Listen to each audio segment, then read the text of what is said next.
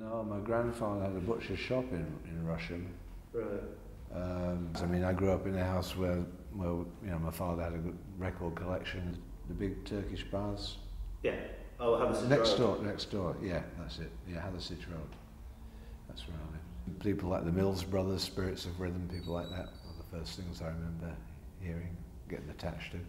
People don't know why they're attracted or find a bond with something, you know, it's just the way things are. You know, I had my own band at Art College, the Powerhouse 4.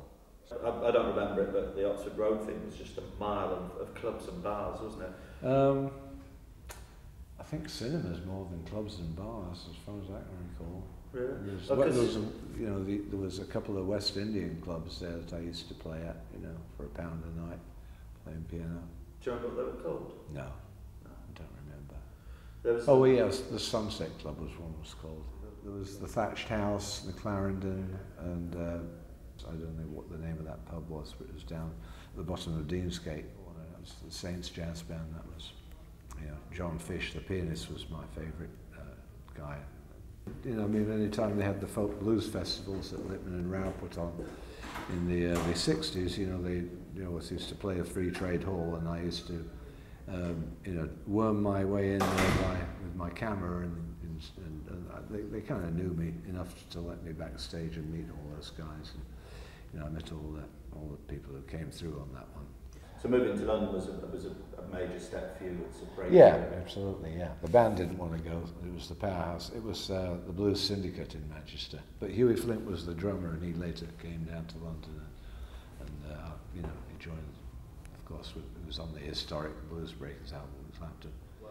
Well, I think the Manchester thing that people started to take notice was a bit later on with the Hollies, and I mean, I don't know the exact chronological order of things, but it was Herman's Hermits, you know, it was people who, it wasn't the blues side, it was more of the pop side that put Manchester on the map, I think. But I don't remember any other Manchester, there weren't any other blues bands that I recall in Manchester, and there were a lot of great jazz musicians. Victor Brooks's Blues Trend? Yeah, Victor was doing some stuff, now I come to think of it, yeah. But I don't know whether it was that early on. It seems to me it was a bit later than when we were trying to get our foot in the door.